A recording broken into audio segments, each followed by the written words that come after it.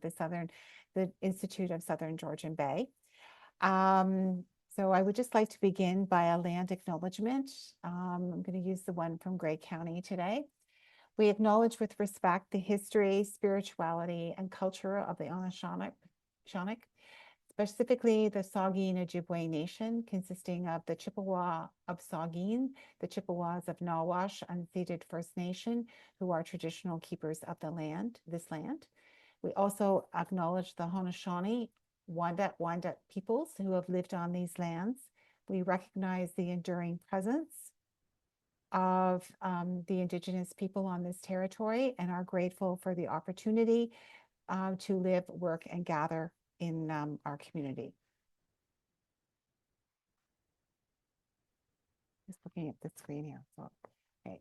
I'd just like to begin and thank the Institute of the Southern Georgian Bay for hosting this event. It really does mirror their purpose of their organization, which is to have an integrated approach to of their work to harness the power of people, place, to grow a social, economic, environmental, and economic prosperity. Just want to check, Marilyn, because I'm seeing on my screen it seems a bit frozen. Just check the technology. You're good from here. I can see you. Okay, that's fine. Good. So the purpose tonight is to really hear the work of the Social Finance and Affordable Housing Group, which has been going on for over 4 years, to see how two communities are using new financial tools, such as community bonds, community trusts and funds and land trusts, to shape the communities all of us want. Specifically, it's they have looked at a number of pieces. Just having some computer issues here. Sorry.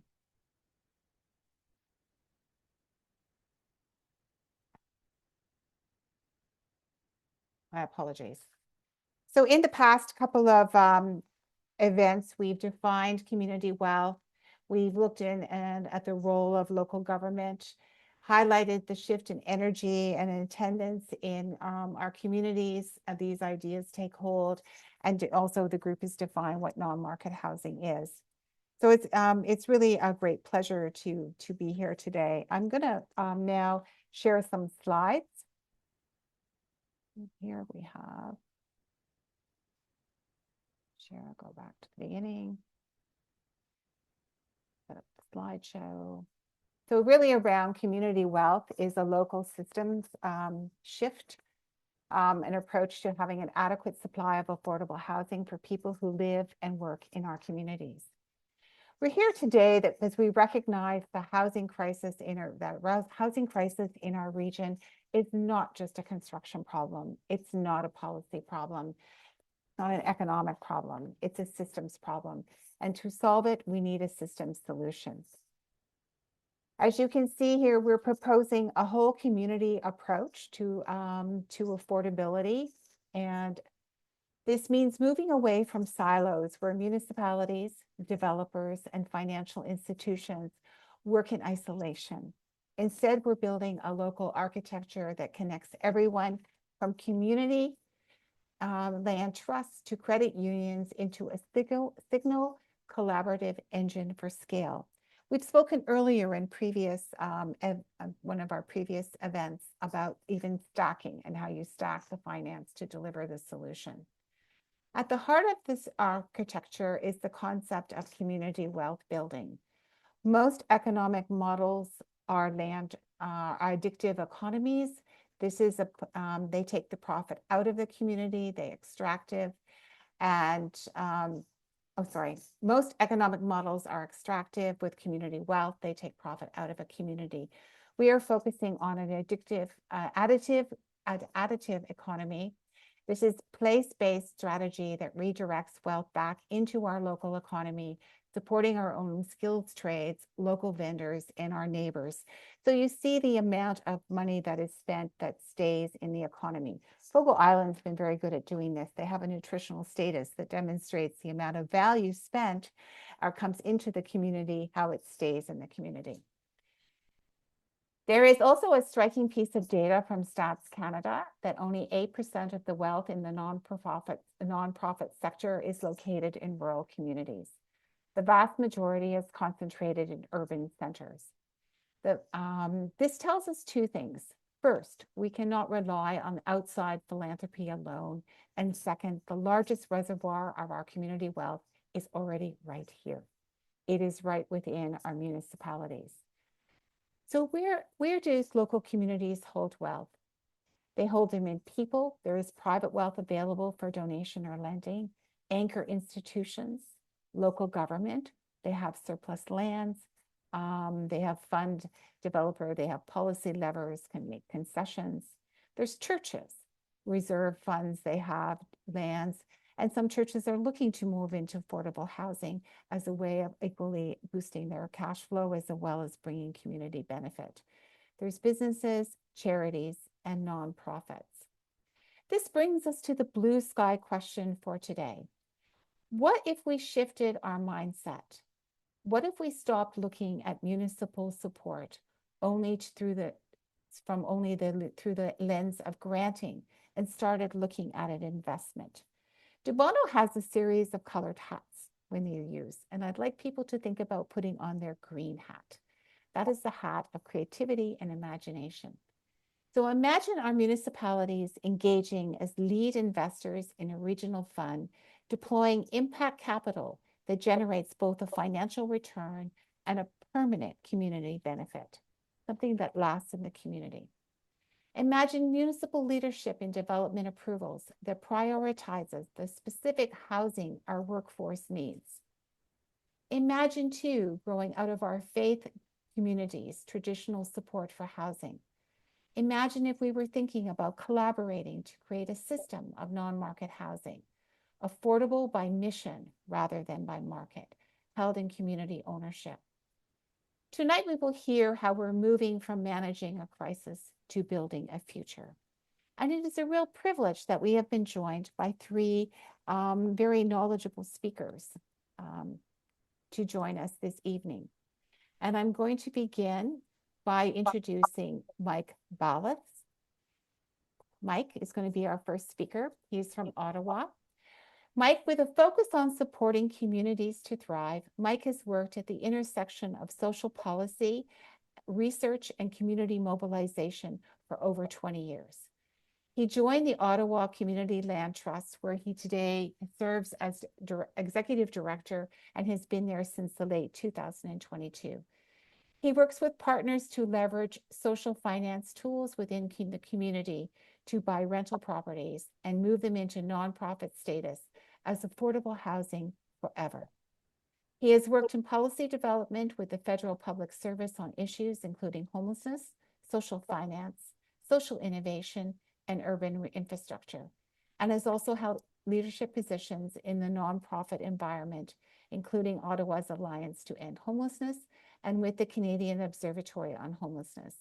He has served with local and national boards, furthering community health, social planning, and public justice. So I welcome you, Mike, to share your wisdom that you can depart with us from your role as Executive Director in the Ottawa Community Land Trust. Your slides. Sorry, unmute myself. Yes. So hopefully you can see it. Can you see my slide there, June? Yes.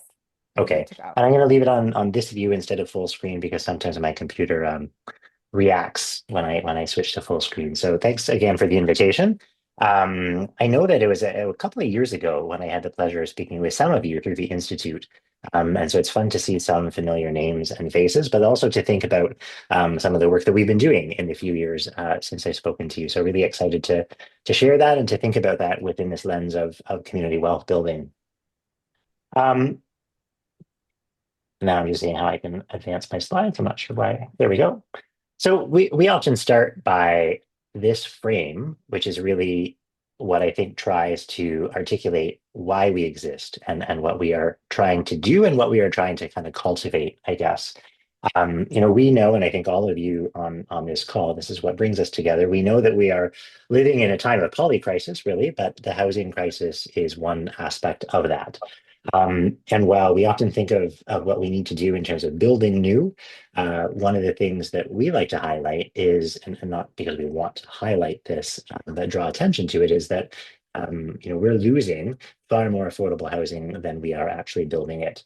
And one of the things that we were created to do is to kind of intervene in that process. So here in Ottawa, we talk about losing almost 31 units of rental housing that had been renting for $1,000 or less a month for every one new unit of affordable housing that's built. And so you can see from that ratio that we're falling behind.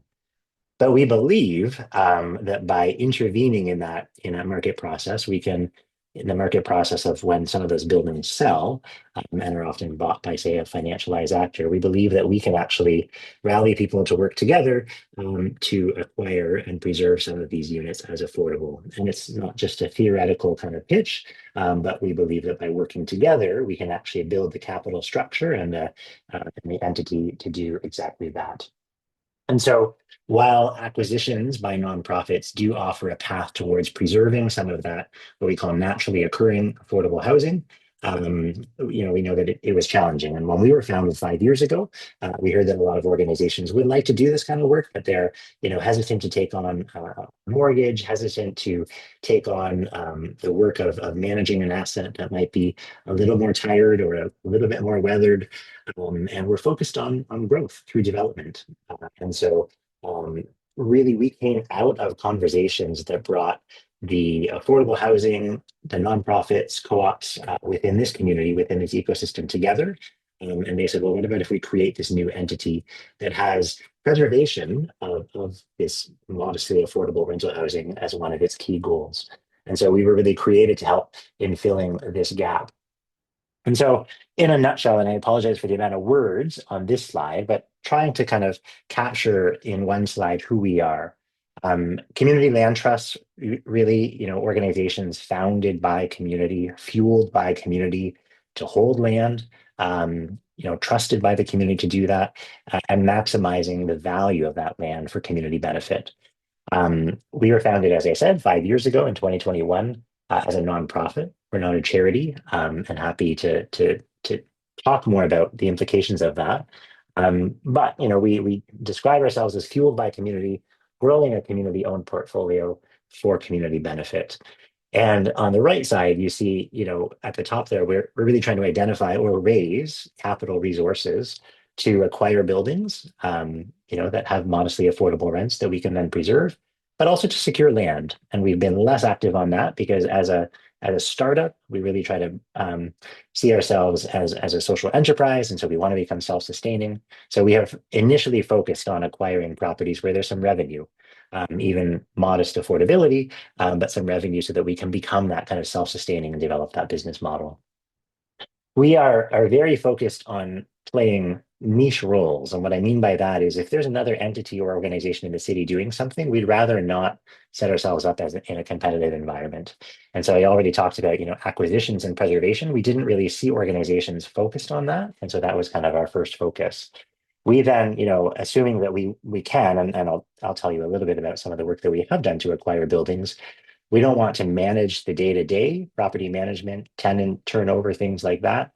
We want to ideally lease our properties to existing organizations, right? There's an incredible network of nonprofits and co-ops in this city that would like to grow and have wait lists and need more housing units, but might not be able to get them. And so if we can partner with them to kind of run that on a day-to-day basis, we want to ensure the assets protection over the long term, and of course, look after the financing for that. And so we're really trying to focus on that specific piece. And I think in so doing, benefit from economies of scale. So if we can, imagine a day where we say own a dozen properties and we lease each of those properties to 12 different organizations, at least by nature of owning all 12, we can benefit from some economies of scale. And so that's really a bit of the land trust ethos and really one that we're trying to lean into, imagining a community housing portfolio instead of necessarily, growing organizations. And so when we started, we wanted to, make these acquisitions. And so we asked ourselves, well, how can we, we weren't created with an endowment. How can we move into that space where we can take a property from the speculative market and place it under community ownership. And so we knew from the beginning that we were going to have to blend capital. And there's so many conversations today about blending finance, but that's really the only way we ever saw this working out. We are very, I mean, comfortable is not the right word, but we understand that buying properties and securing traditional mortgages, conventional mortgages, is something that we will do, but that might not be sufficient. And so, especially where those rents are affordable and the revenue is going to be more limited, non-repayable capital is going to help, of course. Public funding may play a role in this, and that could be through a grant or a contribution. There's very limited public programs, certainly here in Ottawa, but even across the country, there are some, but limited. But if that can help us make an acquisition, that's great. I would pause to say, because I know that there's an interest on this call among the role of governments. I mean, governments, especially the municipality, can play other roles in making an acquisition viable. So even if it isn't a grant up front, it might be a commitment to subsidies, it might be a commitment to property tax exemption, it might be a commitment to low interest financing. So there's different ways that they can make that pro forma work. But non-repayable capital may also come through philanthropy. And while we benefited from some of that, we're not a charitable entity. And so we have to be creative in how that works out. But then what we saw early on was that social finance was something that we wanted to lean into, and specifically raising community investment through the sale of community bonds. And so in 2023, we put our first offer down on a 6-unit apartment building.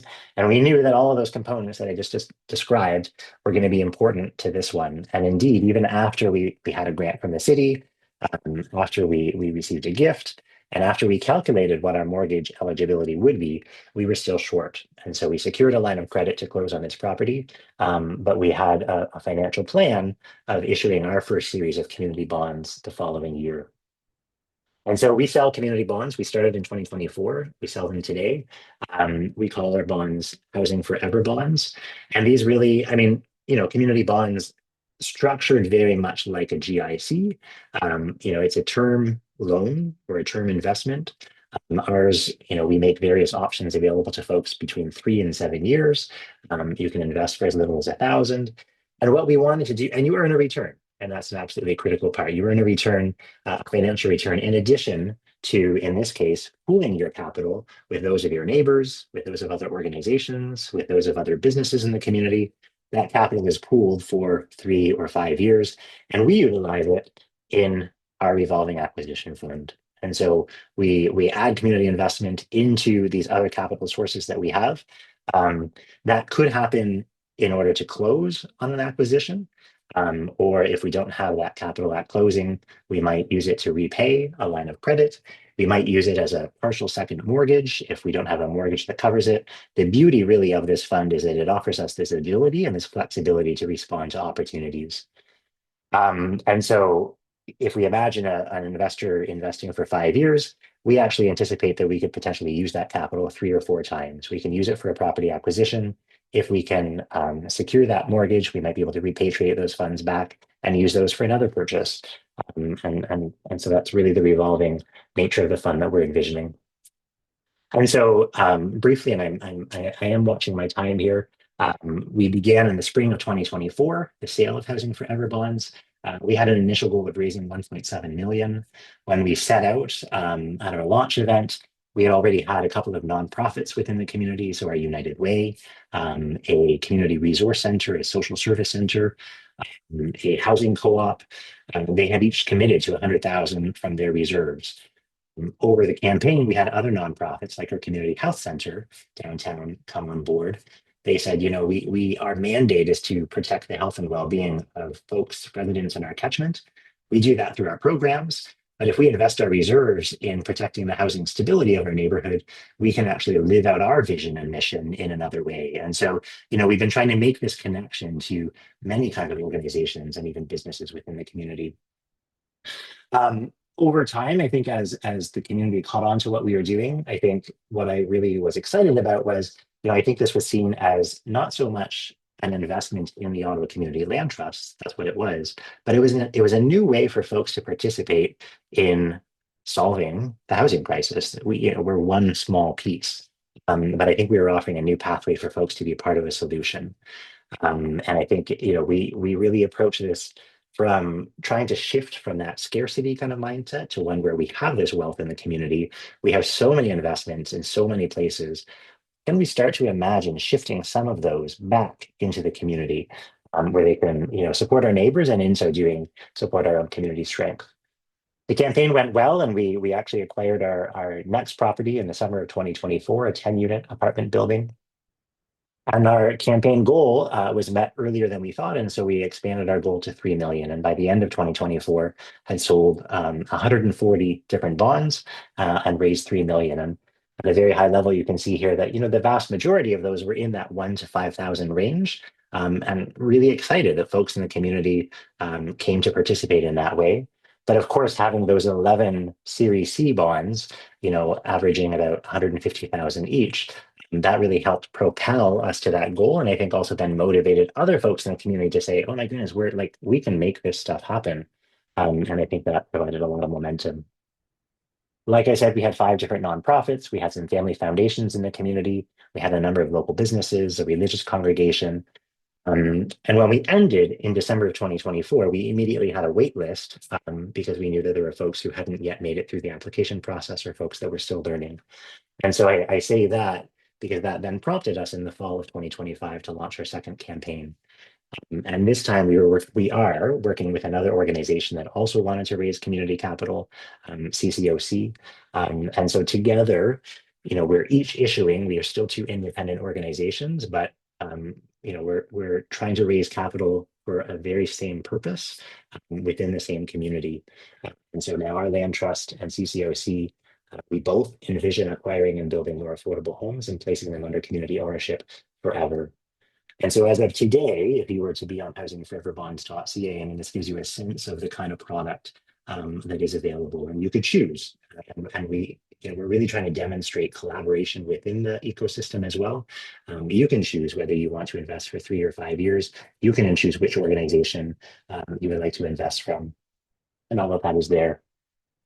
And I think just, as I move to closing in terms of, the impact of this campaign, we currently have 2 properties under contract. And I can say that, if we are successful in closing on these 2, in addition to the 2 that we acquired earlier, none of the capital stacks would have worked if we didn't have community investment playing a role, right? Whether that's at closing or whether that's in that first kind of 5-year term. And so right now we're looking at a 31 unit where we don't have any public capital. There are no grants for this, and we haven't received any gifts on this one either. But through what our lender is offering and through a seller that is being, I think we are offering a fair price, but is being flexible in the terms. And then our community investors through our community bonds, we're making the acquisition of this property possible. And each of those 31 units is filled, and all of those tenants are welcome to stay at the rates that they're paying. When those units turn over, we may stabilize the building a little, but we have a commitment to long-term affordability. And then lastly, we're looking at this one right now, which we're really excited about because this is actually currently owned by another supportive housing provider in the non-market space, but they are building right now and they need some additional equity to support their expansion of permanent supportive housing. And so we are trying to buy this property to give them the equity they need, but then also to keep the property under community stewardship. And our goal, as I mentioned at the beginning, will be to lease this to Matthew House, which is another charitable entity in Ottawa that serves refugees and asylum claimants with housing. And so this one, given what that population can afford in rent based on social assistance rates, we do need some non-repayable capital. So we're looking to raise about 300,000. But I look at that as a $300,000, whether that's through philanthropy or we're engaging with our city to see if we can get a grant. That 300,000 will help advance and propel the work of these 3 organizations. And so it's, I think that 300,000 is a catalytic kind of not investment, because that would be either a gift or a grant. And so we're kind of testing that out to see if we can raise that in the time that we have. But we do have a contract on this property as well, and are hoping to close on that in May or June. And then just this is my last slide. I think what we're really trying to build is, and I shouldn't even say what we are trying to build. I think what we're trying to create this space for this entity to come forward where folks come in with ideas of how by working together, we can create new things happening. And so, we've got a couple of other really exciting ideas right now where, integrating energy retrofits in our building collaborating with the affordable housing sector, access to land. So many of the parcels of government land are so huge, but if we work together, we might be able to take one of those on. Um, we know that some co-ops in particular are maybe struggling as independent organizations. By transferring those assets into the land trust and us leasing them back to the co-op, we can help grow that portfolio while protecting the independence and the viability of that co-op. So we're really trying to serve as an entity that's available to the community to grow this impact. And I think community investment and social finance has been a key way that we are trying to lean into the community to do that. So happy to drop my contact information in the chat. But that just gives you a bit of a flavor of some of our work in working with community. Thank you very much, Mike. I appreciate that. Great. One of the things I picked up on your slide is the bond that had closed had that it was RRSP and TFSA eligible. And that's been a question that's come up in the past. So I'm interested how people have wondered how easy that is to do, because that would make it more attractive. Because often when it operates as a GIC, any profit that's made or return, so to speak, is 100% taxable. There's no capital gains exception. So can you elaborate a little bit on that? Yeah.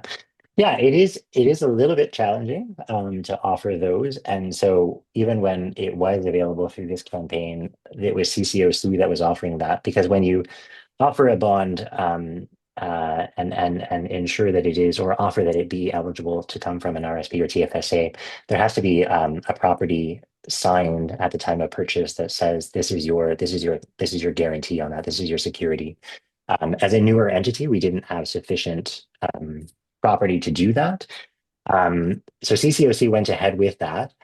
I think some of the challenges that still come with that are that most of our mainline financial institutions in Canada won't allow their clients to invest their RSPs or TFSAs in a community bond-like product.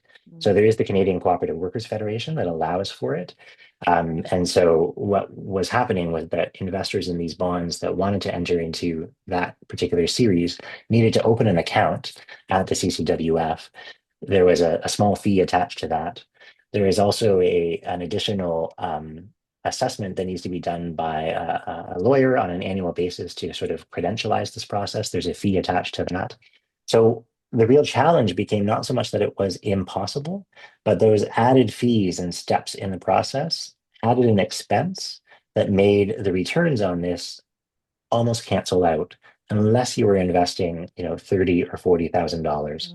And I think there are a lot of folks, and perhaps for strong reasons, that are hesitant to invest that kind of an amount in one place, right? I think we all want diversified portfolios and so on. And so it's probably a bigger conversation, and I think it's exciting to know that it's possible. And I think we know some issuers that have had success with it. I think there are other mechanisms, though, whether it's structured as a co-op or other forms of structuring investments that make the pathway to using somebody's RSP TFSA a lot easier.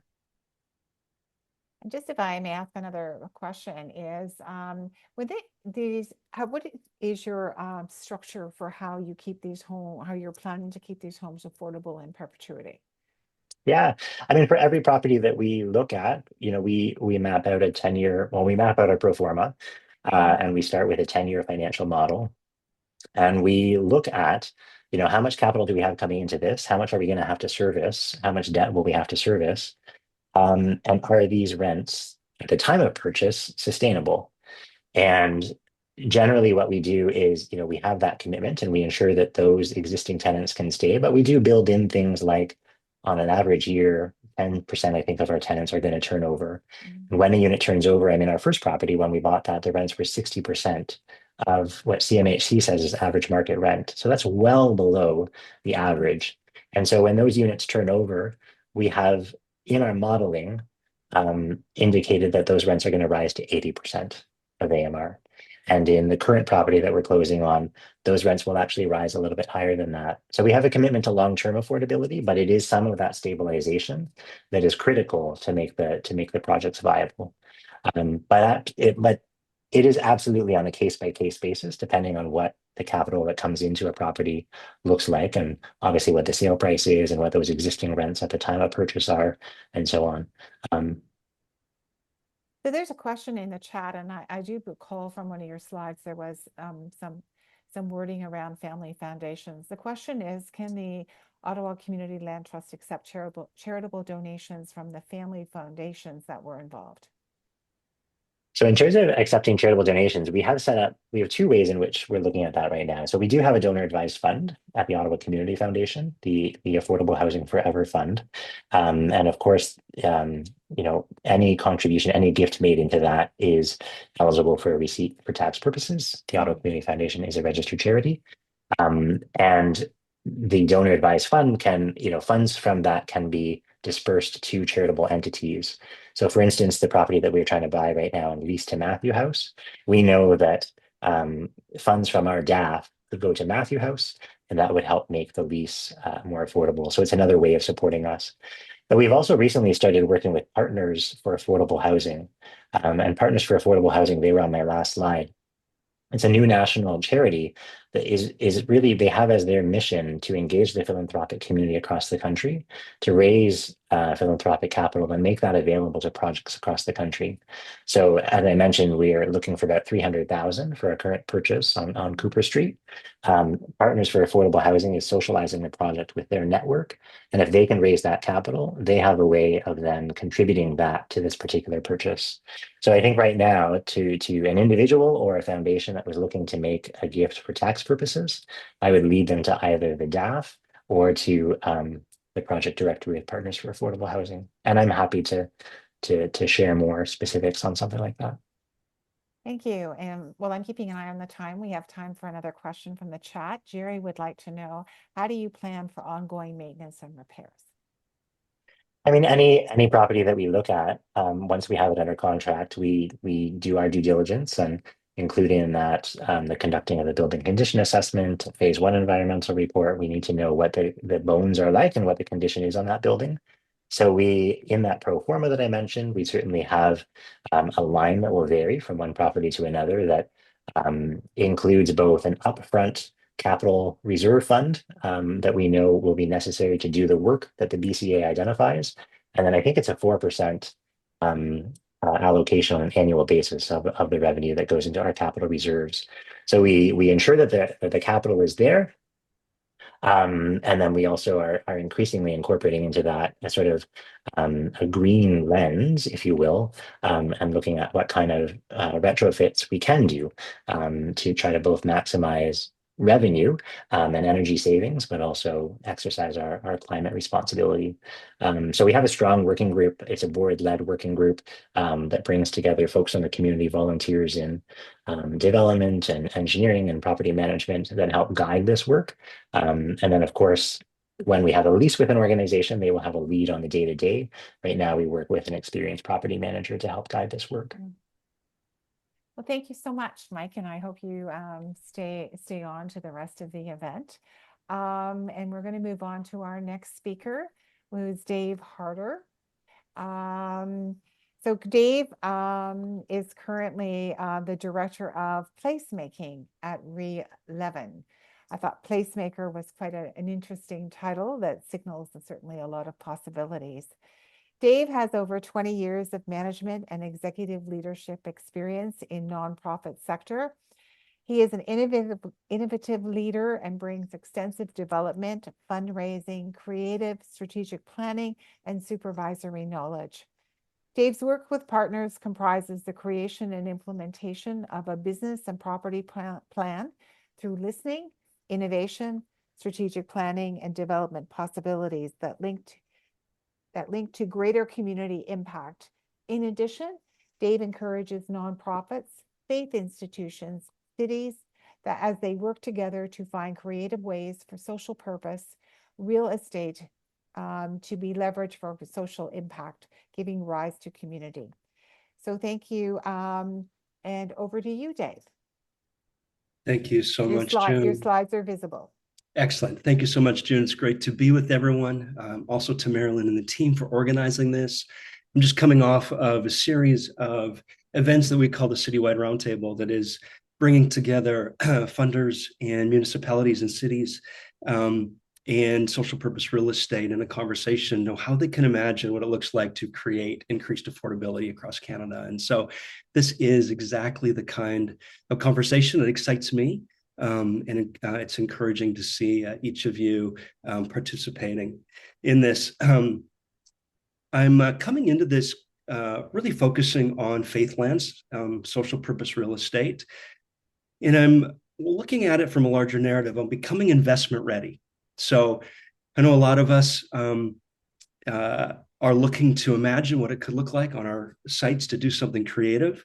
How do we unlock social purpose real estate for community impact? And what does it look like to be investment ready to achieve that? I want to start with this, that most congregations are not resource poor. They're just not structured to unlock the resources that they already have. Across our municipalities, faith communities sit on some of the most valuable, well-located land, and yet many are struggling financially, maintaining aging buildings and wondering what the future looks like. Others may be doing well and seeing growth, yet we're not in this place of stewarding the assets that maybe we are holding for community impact. The question is, how do we steward what we've been given in a way that's faithful, sustainable, and impactful? There's a narrative that we see where we got two crises across Canada. The National Trust for Canada estimates that 1/3 of religious practice, and again, I think this is incredibly low. I think that estimate is significantly higher. We'll close this decade. The primary narrative that we're seeing across Canada is the narrative of sale. We believe that social purpose real estate should stay in community hands and continue to benefit that community. We also know that between 2009 and 2018, we have seen already 4,300 of Canadians' religious congregations close, representing a shift in $15 billion in land value. So we see that we have a need and a crisis that is before us. We also have communities in need. Alongside this loss are vital spaces. We see the crisis of affordable housing. Properties offer a powerful way to meet urgent needs around food security, Indigenous justice, and underused sacred spaces. So we see the tension, but what could it look like to see a different reality emerge? The narrative that we see across the faith landscape, and again, not everyone falls in this narrative. I always get that church says, well, we're growing, we're doing fine. But this is the narrative that we see across Canada, is the story around financial challenges. We see budget deficits. We see congregations that are aging. We see a lack of purpose. Who are we in the landscape culturally that we're in? Attendance is dipping. What is our mission? How do we fit in the neighborhood? How do we engage in that? Large building expenses, specifically around deferred maintenance, and the sense of feeling alone. What do we do? How do we move forward? To become investment ready, I think it takes a different story. This story I call the doom story. And we just, I've been in a number of board meetings where the doom narrative continues to cycle in leaders' minds around what could the future look like? We're just trying to hang on to what is and hold on, but we don't really know what the future could be. And it's, one more stat is that 5% of current churches are used in a given week. So we've got a major space issue within our cities and municipalities, but churches remain vacant. So what we call the art of the possible is, what does it look like to bring people together? When we talk about being investment ready, people often think about capital campaigns, grants, or fundraising. But investment readiness is not about money first, it's about impact first. It's about partnership, it's about clarity of mission. It's about the direction that we need to go collectively together. Investment ready starts with the clarity of our vision. We need to answer, what are we being called to now? What role do we play in this community now, not 30 years ago? And sometimes that means asking some really hard questions. What do we need to let go of? And what do we need to reimagine? We need to look at feasibility and reality. This is where vision meets reality, where we actually look at what's possible on our site. We have this vacant parking lot. What could we actually do? What does zoning allow for? Or what could it allow for? What uses are viable? Do we look at affordable housing, community space, mixed use? And here's the hard truth is that good intentions don't finance projects, viable models do. We need to look at what's viable. What could we do on our building and land asset to help benefit our communities in need? An important key step is determining what is possible. And to get out of that nostalgia narrative, I see so many churches are hoping that the youth are coming back and young families are returning. And the reality is they might not be, but we've got this asset that could bring them back in creative ways. It is about partnership. You're not a developer and you don't need to be. But the right partners bring expertise, capital, and capacity. We see in a partnership model that we need to engage the municipality. We need to be talking to the civic society, charities, education, not-for-profits, different heritage groups if we have heritage status on the site. There are cultural shifters that can help us think about a different way forward. Funders, both private and institutional, as well as other local churches, which I will get into more through the presentation. As we think about other churches, we're starting to see the emergence of what I'd call a portfolio approach, where churches and nonprofits and community or organizations are looking at assets collectively. They're not just there to sit idle, but to serve a mission. And here's the opportunity is that individually, many of these sites struggle. We have limited capacity, limited capital, one board, one decision at a time, but collectively they represent one of the largest untapped portfolios of land in our communities. The largest landowner outside of the Canadian government is Faith-Based Lands. And that's where the portfolio model comes in. Instead of thinking, what can our church do with our building? What if we start thinking what could happen if multiple sites were coordinated, aligned, and leveraged together? Because in a portfolio, risk can be spread, capacity can be shared, strong sites can support weaker ones, and impact can be scaled. And this is how you start to unlock real capital, attract serious partnerships, and deliver meaningful, affordable housing in municipalities of scale.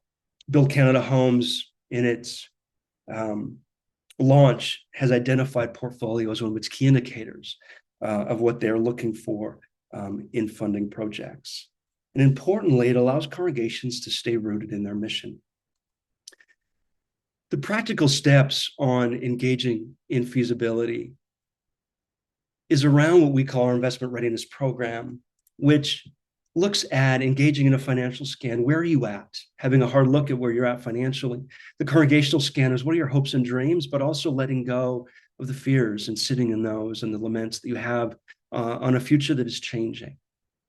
It's looking like, it looks like workshops and conversations, listening to the congregation itself on where is your mission? How does that align to your land asset? And where could that go into your future? It also looks like a building and land or development scan going, what's the building condition? What's the rentability of your site? How many shared use partners could you have in that space? And looking at what is possible in terms of generating revenue. St. Matthew's in Kitchener-Waterloo, when we first started engaging with them, we're generating about $60,000 a year from renting their site.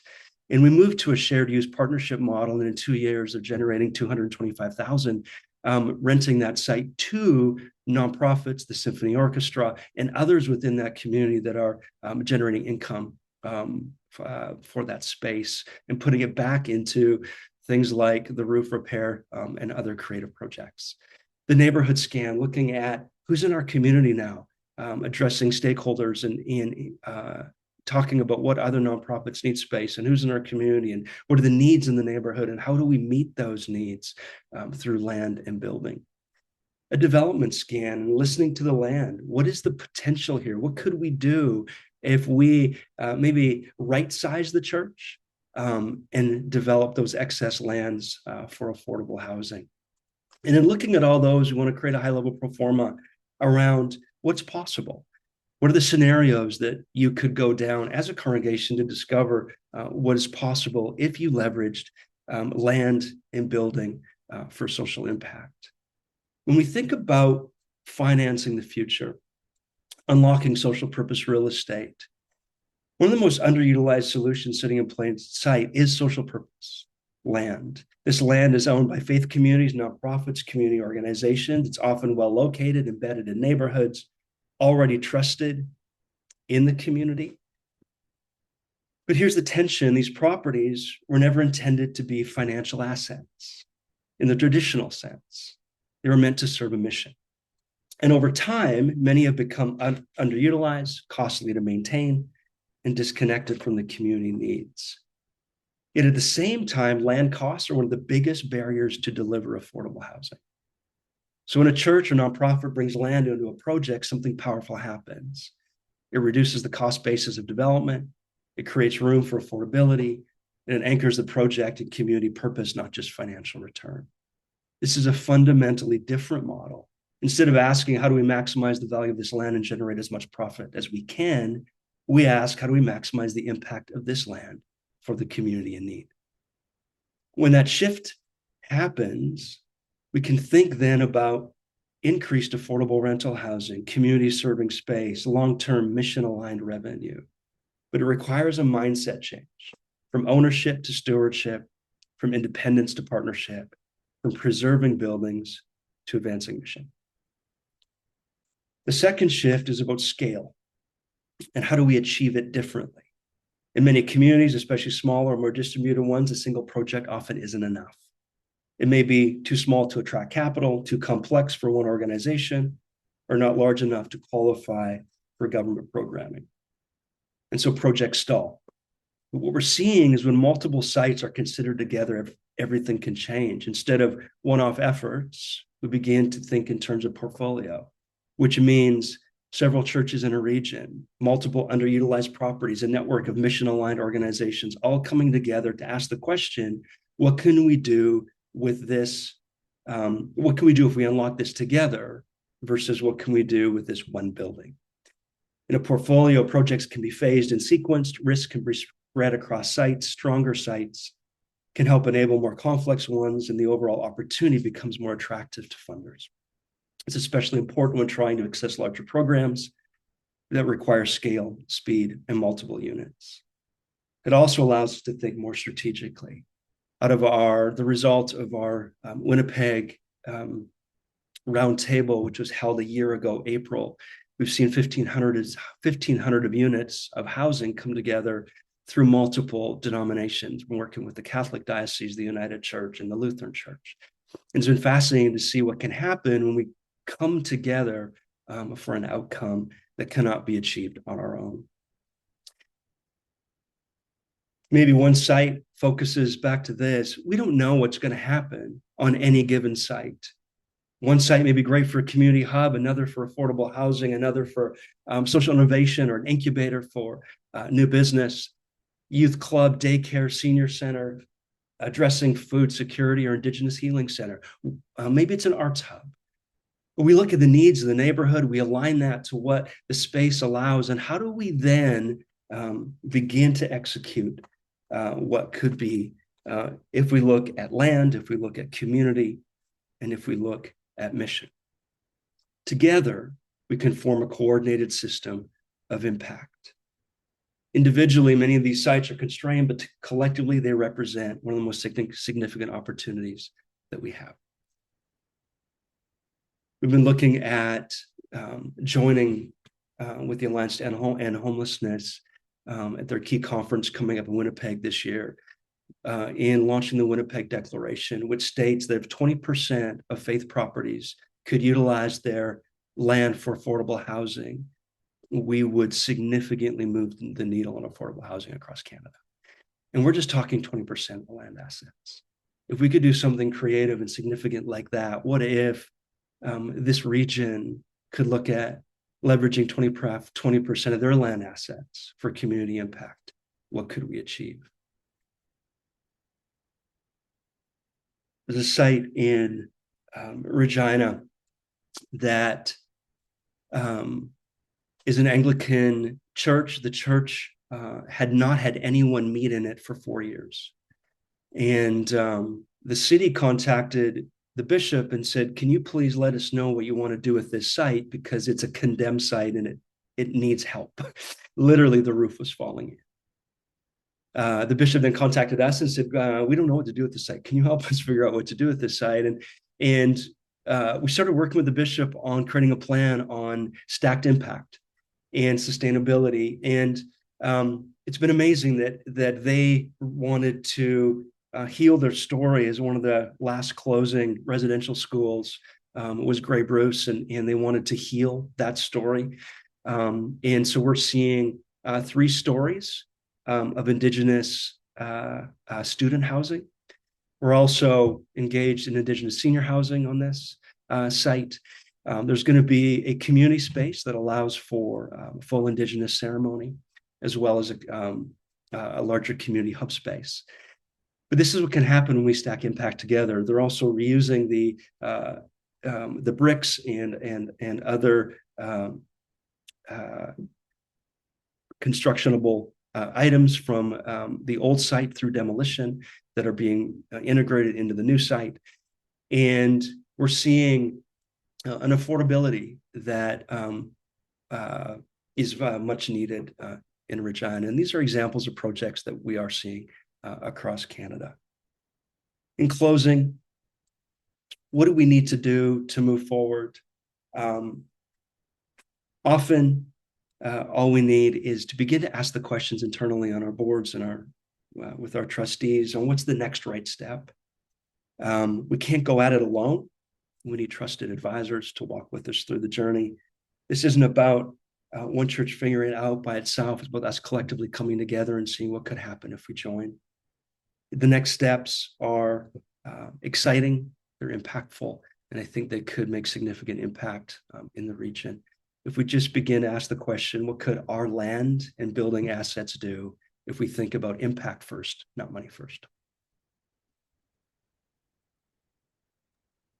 Thank you, Dave. That was very interesting perspective on what things, the art of the possible, as you phrased it, and what and really how far faith communities have come in working together for a common goal. When I was looking at the different scans you go through, it is really, from my perspective, looking at how you manage the process of change, because this is a significant change. It really is. And equally, congregations that may have a different mission, and some congregations that may be older. So who starts the process of change? How does that start? Yeah, I think the process of change starts with sitting in fears and sitting in the reality of where they're at. Often we want to jump ahead to the exciting new things that could happen. And often it's going in and sitting in what is. Because the reality is, as you named it, these are places that their grandparents may have got married in, that significant life moments of baptisms, and it's a part of a fabric in our community that maybe we haven't attended, but we walked by the space every day when we walked our dog. So these spaces have tremendous impact within how we view community and are shaped by that community. And so often it starts with loss, and it feels like we're losing something. We're losing what our past was, what our history was, what our faith was. And until we sit in that, it's hard to reimagine what could be. So that's often where we need to begin. But once we sit in that and listen, it doesn't take too long to move to imagination. So I guess what I'm thinking about, and thank you for that, and it's true, they're steeped in tradition and history, and yes, and evolution is slow sometimes in faith communities. As you say, it can be a fear, but so who engages who? It's like, what happens first? Right. Yeah. That's what I mean by change. Like, Right. what have you found with these groups is the catalyst for a change in to start the process? Yeah. Often it is, sadly, we're running out of money. We have budget shortfalls. We don't have enough. and it's crisis. And often that crisis, I think why we're seeing the sale narrative become so primary as the primary solution is because congregations wait too long. So Right. they wait until things are so bad that now we just got to sell. Instead of engaging when there is some life and vitality and energy and things are going somewhat well, is the time to engage. So it's not waiting too long, because the reality is these assets can be used right now. We don't need to wait for crisis to see them utilized. Let's utilize them now. So often crisis is what moves the conversation forward. Our hope is that we can change that and go, let's start now. We don't need to wait for a crisis. If you are in a crisis, it's okay, because there are creative solutions to help you through that. So, is there any, I guess I'm trying to think, because in the sense that it's a very interesting way of looking at things. And is how long does it take to go through that process where you start the slide where you have the different Yeah. blocks through the different scans? How Yes. long, if if an organization or a couple of organizations approach an Relevin and they're in crisis, how long Yep. does the process take? Yeah, so the investment, we break it up into two programs. One is our investment readiness program, which really is looking at feasibility and what's possible on that land and building asset. And that takes 4 months for us to conclude those scans and working with the city alongside community foundations and other partners to really see what's possible on that site and determine feasibility. And then ultimately, the decision-making process is in the hands of the congregation. And so we will determine there's 2 or 3 kind of key paths that emerge. It's kind of like going on a treasure hunt. You don't know we're not a developer. We're not a community hub organizer. We just simply want to see these land assets stay in the neighborhood. And so we don't know what they're going to be, and we don't know what direction that goes. We're kind of going a treasure hunt to find out what that could be. Often it is some form of affordable housing or community space. And once we give back that report and saying, kind of, here are the key pathways that you could go down. The second phase is really to execute the direction that that congregation wants to move to. If they want to build affordable housing, we will run an expression of interest and find the right development partner, et cetera, for them, so that they don't feel that they're responsible to carry that language of real estate and development when they need to be focusing on mission. So, and that can take longer, usually around 9 to 12 months, depending on what municipality we're in and how long those zoning changes and et cetera are. So there is a couple of questions. So thank you for Dave. So certainly someone saying here, Robin, been impressed with the focus and accomplishments of Relevin. They say, can you imagine that the model would work if an asset building is not faith-owned property? So what I'm seeing here is what is the transferability of this? Yeah, so we for a have different type of asset. And the examples they're saying is small rural college buildings, smaller childcare centers, an outdated long-term care home. Yeah, I think all those. So we have worked from across all social purpose real estate. So it's not just faith lands. We've seen in Calgary where there's an old school that has turned into one of the most magnificent arts hubs that we've seen alongside housing.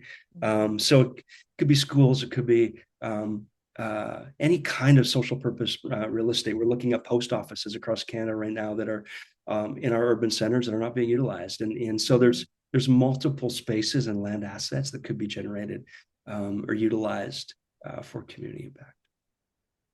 Excellent. Excellent. Thank you. So do you have any, are these your current projects posted on the website that people are interested to see? Right. There are projects on the website other than St. Matthews, what you've been doing? Yeah, there are current projects on the website alongside case studies that we have for those. Also want to extend, if there are any congregations that are represented here, want to extend an invite to over the next couple of weeks just to get together over Zoom and dive into this conversation a little bit more deeply around the specifics of what that could mean for a congregation that is wrestling through this. Also on our website, we have created a online masterclass that is a great place to start for congregations that are working through what do we need to be asking? Where do we start? It's an 8 session series that you can go along with on YouTube at your own speed and begin to dive into this a little bit more deeply as well. And perhaps we can put a link to that in a follow-up newsletter that we have. That's really kind of you to share that, Dave. Appreciate that as follow-up. So anyways, as we carry on with our next speaker, who is Ryan Duska, this is really close to home. Ryan has actually joined the Community Foundation Grey Bruce recently as November 1st. As a strategic consultant on housing. So we certainly welcome Ryan here today, but equally to our region. Ryan brings experience in rural housing and community development, including work experience through Habitat for Humanity in Guelph, Wellington, in the design and implementation of its Community Bonds program. It's an initiative supported by the Community Foundation Grey Bruce. So over to you, Ryan, and we'll do a slide check for you. Yeah, thank you so much, and thanks for including me in this conversation. And this was a presentation that I adapted some of the slides from a presentation I just delivered to my alma mater, I guess, my the planning program at the University of Guelph, and talking about some of the origins of where the current work that I'm trying to drive forward for the Grey Bruce region kind of came from. And so this is a rural housing journey. But I wanted to start off by saying we've had a few conversations already with Mike. I'm going to definitely connect with Dave. And we're engaging in R&D right now, which is rob and duplicate. But there's so many good ideas here. And fundamentally, we're trying to do something really similar to what Dave and Mike have talked about, but something that's rooted in our local community in Grey Bruce, that's rural, that has a rural lens and is focused in the issues that our community faces and the networks that we have here. But some of my own thinking around housing started 10 or 15 years ago when I was working in rural economic development, rural community development with the Ministry of Agriculture, the Rural Ontario Institute, later with the municipality in Northern Bruce Peninsula. But fundamentally, this is prior to when there was this housing crisis and we were all at the table talking about housing. People weren't talking about housing, but it's a uniquely rural challenge in housing around housing is a challenge everywhere, but in some of these small rural communities, you have these major manufacturers that really underpin the entire community, and they all in a chorus of folks were the greatest challenge they were facing was around workforce development, and they would point to housing as a fundamental component about that. And so it was something that I've been sort of poking at and exploring solutions for some time. There's additional downstream effects on youth retention, but community vitality, like just picking up on that conversation we just talked about repurposing spaces. We've done a lot of work in that from in some of my past work in community development. But we're just having some conversations today with another hat that I'm wearing about a small rural community that's looking at their underutilized assets, things like old arenas that cost a lot of money to maintain, but no one in the community ever wants to get rid of, but they're not very well used. Housing has a unique opportunity to breathe life back into some of these things and to put housing around an arena and to make it economically viable all of a sudden. And you're animating the space at the same time because you have people that are going to go and recreate and use the space. And so it's not just about economic returns, it's about community vitality, youth retention, people living in communities that they see an opportunity and a future for themselves in. And this is kind of the context of where I've come at this work.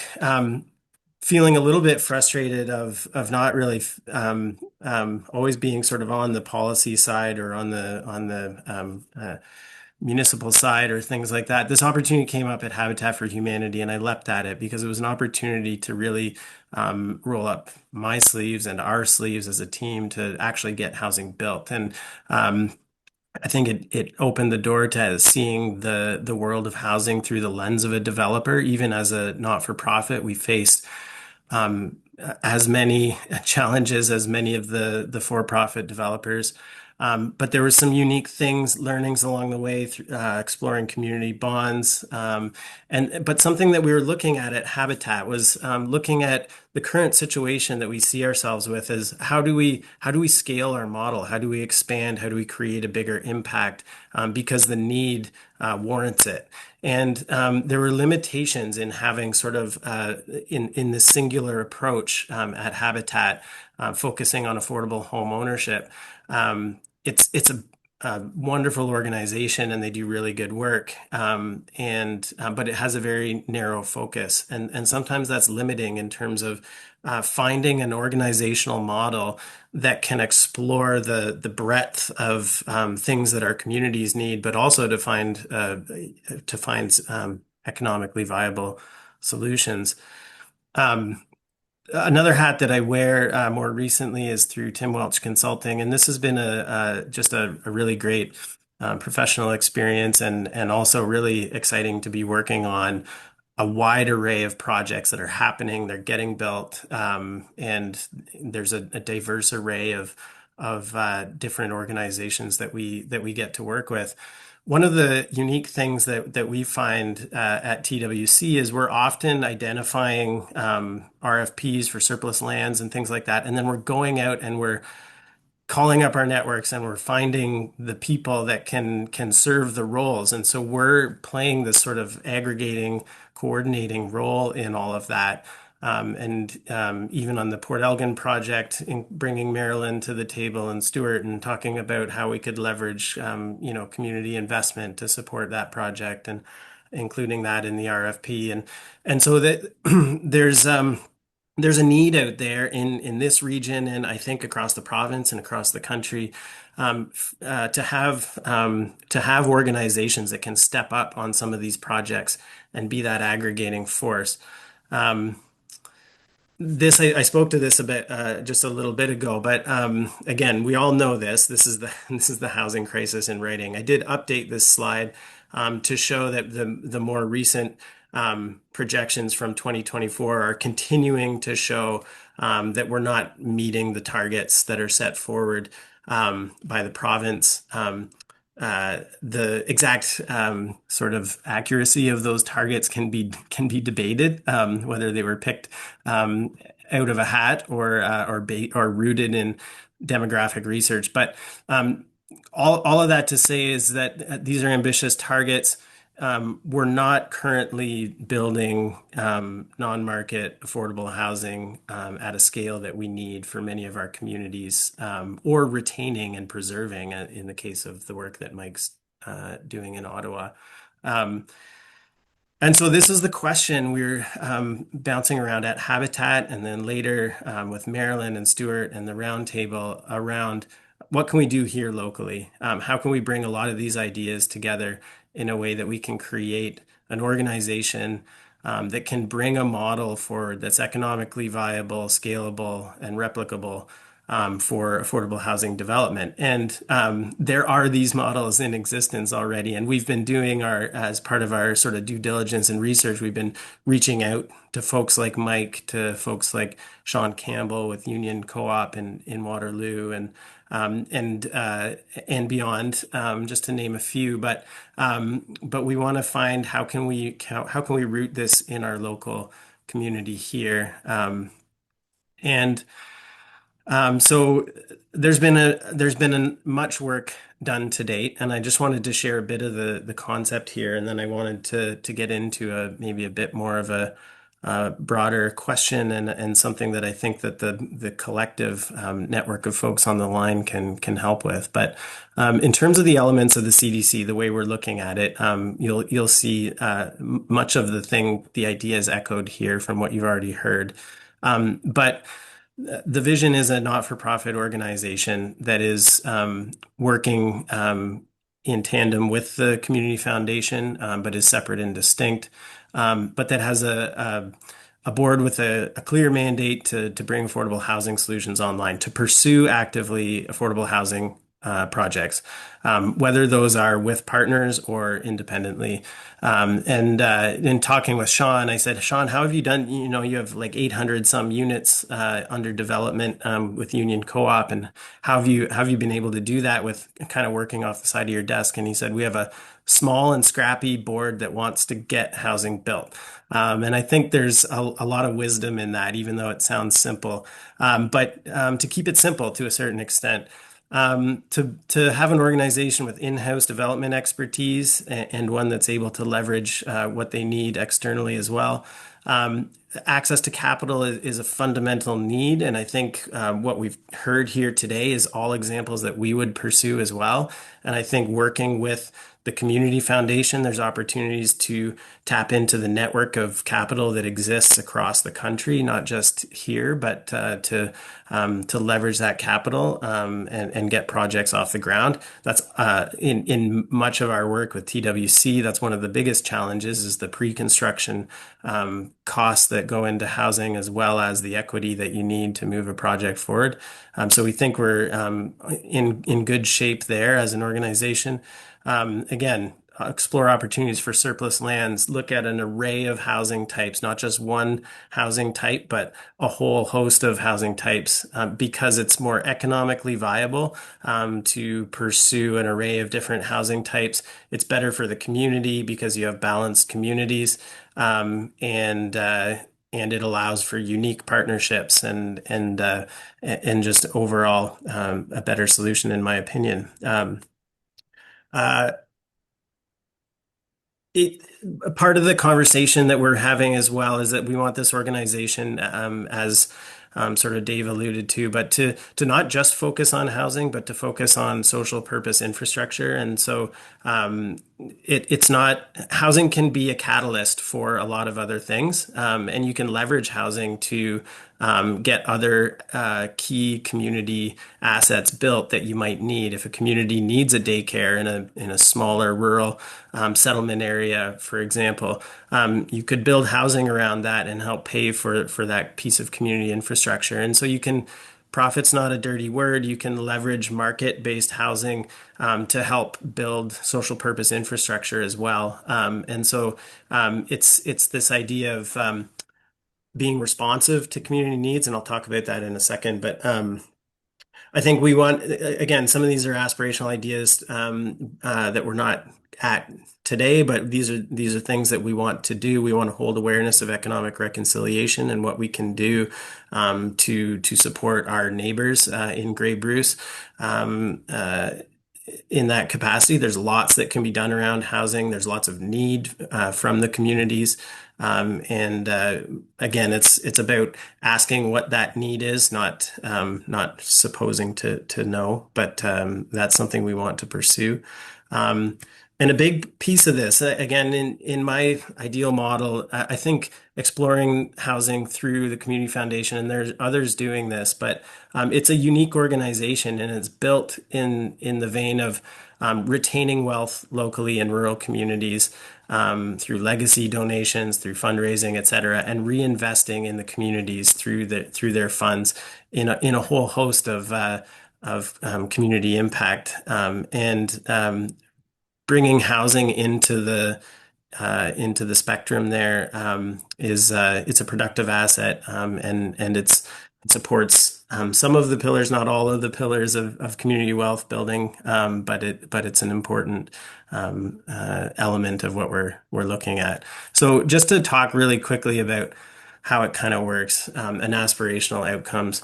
So I think the idea is we bring a mix of housing online today. We know that we can go through a pro forma, as Mike was talking about. We can identify surplus lands. We can hire the people we need. We can get the housing built. We can look at the long-term management and where the assets are held, and we can make an impact on housing today. And by keeping it simple and having that sort of ambitious pursuit of housing projects. Again, there's the whole model is built out so that the market and affordable rentals balance each other out. rent covers the any kind of financing cost, upfront capital investment, the return on investment to community bond holders. And the part of this model is that as units build equity and are eventually paid off, we have a locally owned organization that has its own mandate rooted in the community about reinvesting in the community. It now has a productive capital asset. And this is we're still working through the sort of organizational development. How does this interact with the community foundation, or are they just nurturing an organization that's going to sort of coexist in the ecosystem? All of these things are on the table. But one of the things I find exciting about working with the community foundation and supporting them to hold these types of assets is down the road, we don't know what housing is going to look like. Is it going to be as much of a key issue as it is today? Possibly. But demographic change is real. The baby boom generation, the bubble is going to have big impacts on what kind of demand we see in the communities. And so a model where revenues from eventual revenues or profits from affordable housing projects could be reinvested in the community in unique ways, I think is a really exciting prospect. And I'd love to dive into that more. But that's where we are today. Where do we see the need? We've started having conversations around the community about this, and the response has been overwhelmingly positive from county staff, from elected officials, from different lower tier municipalities to different not-for-profits like Habitat for Humanity. There's a real interest to engage with this, to partner with it, because I think it represents building out a trusted organization that's rooted in the community and that has that mandate to reinvest anything back into the community. It would be an organization that's equipped to pursue housing projects and brings a level of expertise to the table. Open to an array of housing types and partnerships. So it's not prescriptive. It's able to sort of be to adapt. And it would be catalyzing in that it would be actively pursuing projects, and it would be bringing partnerships to the table that could bring a project forward that otherwise couldn't happen. And we've already seen some early conversations that indicate that this may be the case very, very soon. So I wanted to kind of close on this idea of like, how do we start? It's a challenge that we're facing right now in this sort of organizational development phase, and it all feels really overwhelming. And there's so many good ideas around the table, and there's so many different needs that we have in the community, different types of housing, we want to do so much. We want to do community wealth building, and we want to build housing, and we want to do social procurement, and we want to have, social enterprises working on workforce training and job skills and all these kinds of things, because we want to, because why not? Why not do everything that we can?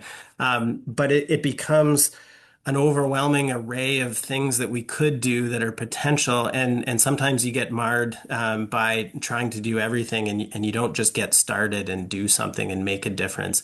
And so this, Marilyn sent this to me, Dave mentioned it, it's this idea of a portfolio approach to the work that you're doing. If you're looking at systems change and you're looking at social innovation, and it really resonated with everything that I've been thinking about, because it provides space for all of the ideas without forcing your organization to sort of accomplish all of them all at once every time. And this was a paper from Tapestry. Sorry, not Tapestry, Tamarack. I apologize. A couple of T's that.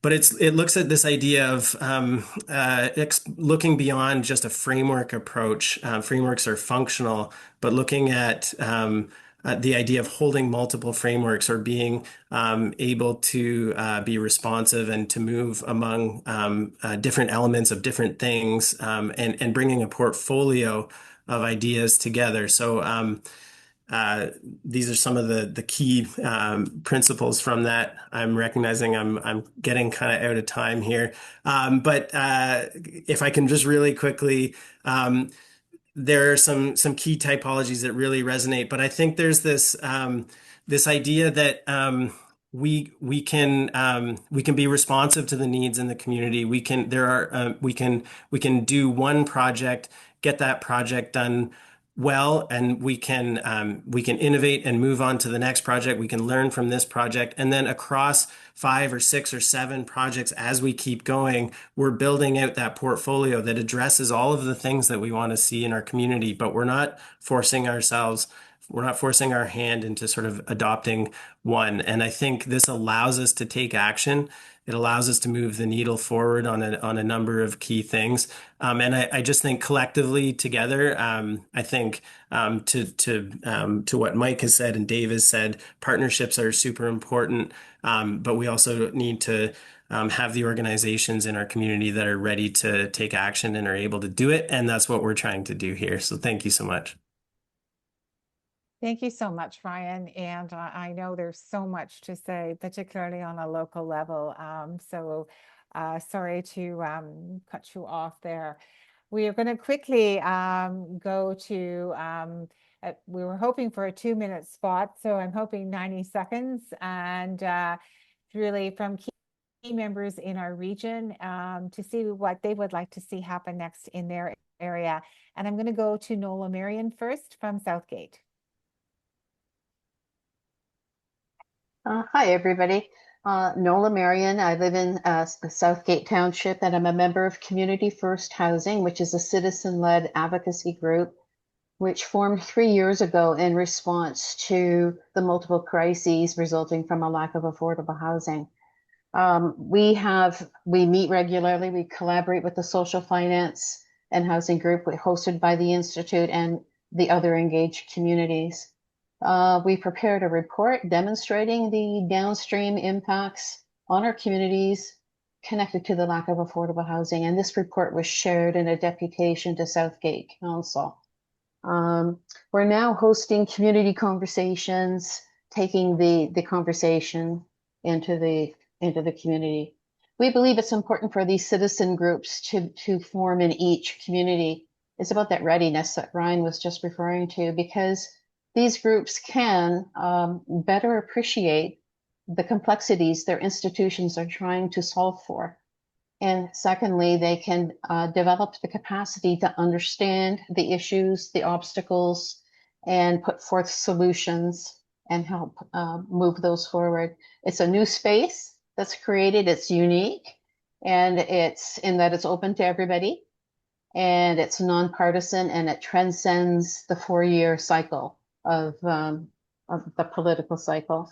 We see this as the beginning of a whole community approach to assessing, planning, and delivering solutions. And in 5 years, we imagine that groups like ours would be meaningfully engaged in the co-creation of comprehensive plans that take into consideration the economic, the environmental, and the social well-being for all. And a high priority would be placed on creating affordable housing, treating it as a part of a community's critical infrastructure. And then they would proactively be earmarking optimal land and buildings for such housing. This would remove one of the biggest obstacles that you've heard about today for using community wealth to create housing. And we're inspired by Collingwood, who already seems to have established a really good collaborative relationship with their institutions and have been hosting community conversations for some time now. So that's Southgate. Thank you. Thank you very much, Marion. Nola, sorry. And now we're going to go on to Jack Vanderkooy from Collingwood. Jack's very involved in the Collingwood Affordable Housing Initiatives. Thank you, June. Yes, Jack Vanderkooy. I chair the Affordable Housing Task Force in Collingwood, and I've been part of the Social Finance and Housing Group with this wonderful group of people in the past, Marilyn, 4, 5, 6 years. I'm not going to tell you what we've already done. You can go to collingwood.ca/housing and sign up for our newsletter, where we talk about all the initiatives that have already taken place. The question was, what would we like to see in our community to promote more affordable housing? And there's four things that we've come up with and that we would like to see going forward, and we will work towards that. First of all, we think it's really important that we establish a community land trust in Collingwood so that we can acquire lands to hold them in perpetuity for affordable housing. We would like to establish a town-supported funding mechanism to support not-for-profit organizations to finance affordable housing initiatives. I believe as a community, we want to treat affordable housing as an investment for the benefit of the whole community. And this can be in the form of using existing reserves, providing first loss guarantors for community bonds, or other kind of investment opportunities for the town. We like to see zoning bylaws prohibit one-story commercial buildings to encourage as much as possible residential units above commercial buildings, again, to bring in more affordable rental properties. And then finally, also in relation to the great information we got here today, is and we're working on this actually, is to change the zoning for faith-based properties to allow housing on their sites. That's something we will be working on, and we'll be holding a community conversation later in May, specifically dealing with that. So that's probably less than 90 seconds. So thank you, June, for giving me the opportunity. Thank you, Jack. I've put the link to Collingwood thank you. Affordable Housing in the chat. They do also have a newsletter. If you sign up, then you don't miss any events. I've been to about one of them, and they are fabulous. So great to see that. Anyways, next it is Helmut Mayer from Grey Highlands. Yeah, good evening. My name is Helmut Meyer, and one of three directors of AHI Affordable Housing in Grey Highland Inc. We are a not-for-profit organization. We started out as a community group that was interested in the repurposing of the old Markdale Hospital site. 2 years ago in 23, the new hospital went into operations, and so this property became available. Over the last 3 years, we conducted research about housing in our community as well as in general, looked at income ratios within our community and assessed the needs for the community. During this process, we identified several properties within the community, 4 to 5, and pursued different scenarios how we could develop it by engaging with council and through economic development, as well as deputations to council and so forth. 2 of those properties have been sold by the community to a commercial developer, unfortunately, but we are still engaged in others. So recently, as at the end of the year, we put in an offer for the old hospital to Brightshows, and our offer was accepted until we, through our conditions and the due diligence process, identified a concern and asked for a second extension to resolve this issue. Unfortunately, the organization decided not to extend our offer. So our offer lapsed, but we have put in, as of last week, a new offer to the organization that is under consideration. We got a feedback from them that we are evaluating. Our purpose is to construct on that site, or in general on other sites, affordable housing and mixed use development. We're considering for the hospital site commercial space for community-based organizations as well. We had already interest of those, as well as a mix of market or just below market rent, as well as affordable housing in a mix of 70-30%. And this development is planned to be sustainable for the long term. So we are looking at a minimum of 25, but more likely of 45 years. During this process, we have been engaged with the Institute by participating in the housing group, myself participated in the economic development group, and we had conversations with the Community Foundation regarding the community development corporations with Ryan Desker and other people. We are also grateful for the partnership that we have with the Community Foundation and the Southeast Grey Community Health Center for our donation and fundraising efforts. And yes, so we are pursuing these opportunities. If it should not materialize on that side, what would be really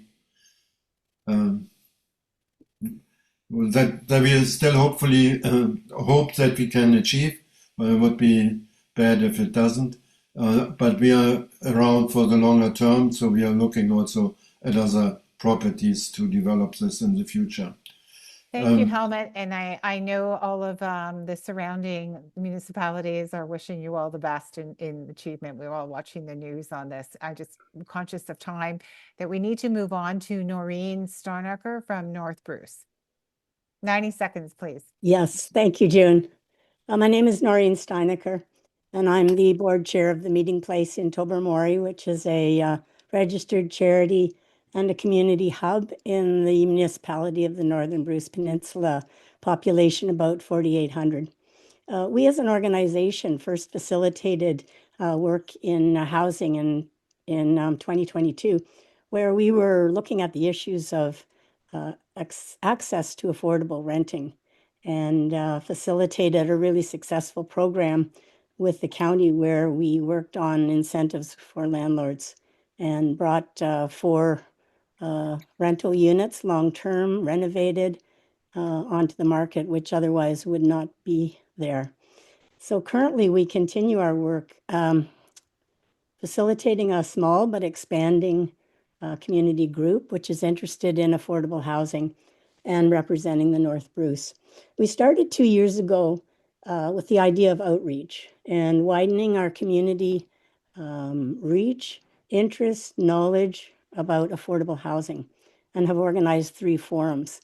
And what's really excited me in the last year is seeing the real noticeable broadening of interest among the local community and cross-sector. We have some really keen young entrepreneurs that are in the business of project development and building in our community. We have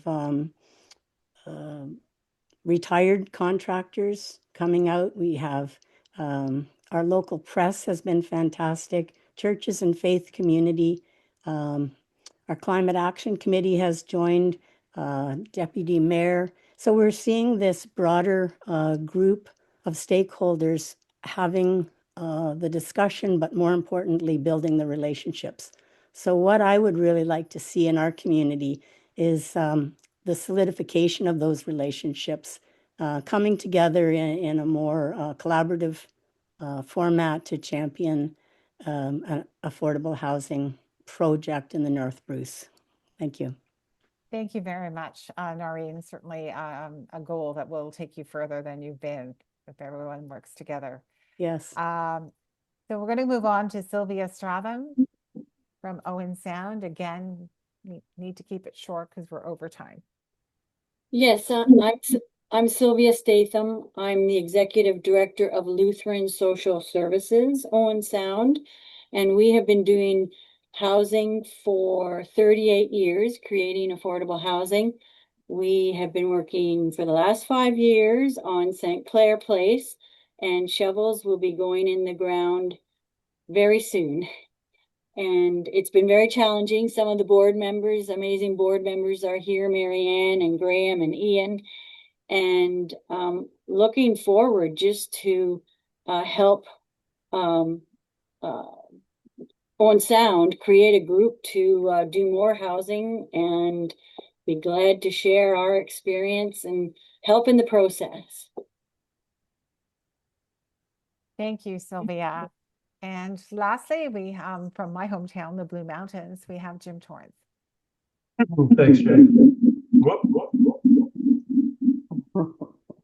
Everybody getting a reverb there? Yeah. I'll Yes. see if I can tone it down. Nope. I don't know. Is that going to help? Yeah, sorry, with the Blue Mountain Ratepayers Association, we've established a housing strategy working group. Rosalind Morrison is part of it, as well as developers and business leaders in our community. And, you know, I had the thought leading into this, and I'll be brief, but often the phrase or the wording sound and fury signify nothing comes to mind with regard to affordable housing. And quoting Macbeth is not the best way to inspire action. But, you know, I think the speakers today have inspired some confidence that things can move forward in our town. We have a declaration of a housing crisis was made in August of 24.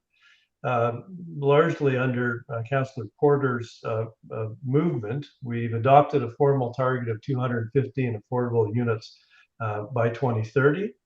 The town's developed an action plan mirroring a number of the recommendations of our housing strategy working group. And we have regular meetings with the CAO, who's establishing a housing action team. So things are moving in the right direction. Taken a couple of years to get to this stage, but we have hope.